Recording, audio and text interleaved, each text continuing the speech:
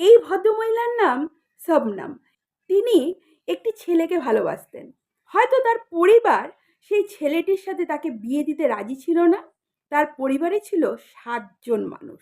প্রেমিকের সাজেশনে সে তার পরিবারের সকল লোককে একদিন রাতে ঘুমের বা নেশাকর কিছু দ্রব্য খাইয়ে ঘুম পাড়িয়ে দেয়।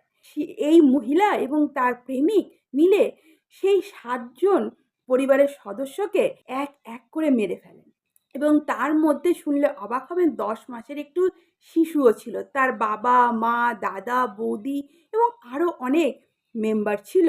সকলের চোখে ধুলো দেওয়ার জন্য সেই ভদ্রমহিলাটি এই ঘটনা ঘটিয়ে বাইরে চিৎকার করতে থাকে এবং এমন কিছু নাটক করে যাতে পুলিশকে বিভ্রান্ত করা যায় যে এই ঘটনার সাথে তিনি নিজে যুক্ত নন। প্রথমে তো পুলিশের চোখে বিশ্বাসই হয়নি, কারণ একজন মহিলার পক্ষে এই ধরনের ঘটনা কি করা সম্ভব? কিন্তু তারপর সব কিছু প্রমাণিত হয়। আর এই ঘটনা যখন ঘটিয়েছিলেন তখন সেই মহিলা কিন্তু প্রেগনেন্ট ছিলেন। তো সেই মহিলার একটি শিশু সন্তান হয়, ছেলে হয়। মহিলার কেস যথারীতি হাইকোর্টে চলে, সুপ্রিম কোর্টে চলে এবং সুপ্রিম কোর্ট থেকেও সেই কেসটি রাষ্ট্রপতির কাছে অ্যাপিল করা হয়, যেটা শেষ অ্যাপিল। আমাদের সংবিধানের আর্টিকেল 72-তে আমাদের প্রেসিডেন্টের একটি ক্ষমতা রয়েছে সুপ্রিম কোর্ট থেকে পাওয়া যে কোনো নির্দেশ বা যে কোনো শাস্তি তিনি কিন্তু মুকুব করতে পারে।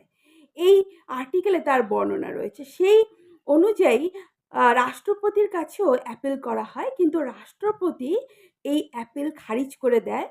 অ্যাপিল করা হয় এই গ্রাউন্ডে যে তার একটি শিশু সন্তান আছে। এই 2জন দম্পতিকে যদি মৃত্যুর আদেশ দেওয়া হয় তবে সেই সন্তানটি অনাথ হয়ে যাবে। কিন্তু রাষ্ট্রপতি সেই ফাঁসির আদেশ বহাল রাখে এবং তাকে মার্জনা করেন না। এমন ভালোবাসা যেন পৃথিবীতে কোনো মানুষ না করে, যার জন্য 7টি প্রাণ অনায়াসে চলে যায়। এই ভালোবাসার কি দাম! ভালোবাসার প্রকৃত নিদর্শন আমরা যা দেখছি এখনকার দিনে, তা দেখলে শিউরে উঠতে হয়।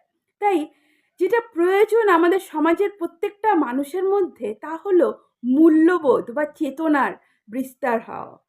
যে চেতনা না থাকলেই ভালোবাসার জন্য মানুষ এতটাই নিচে নামতে পারে, এতটাই নৃশংস হতে পারে, এতটাই নীচতার পরিচয় দিতে পারে।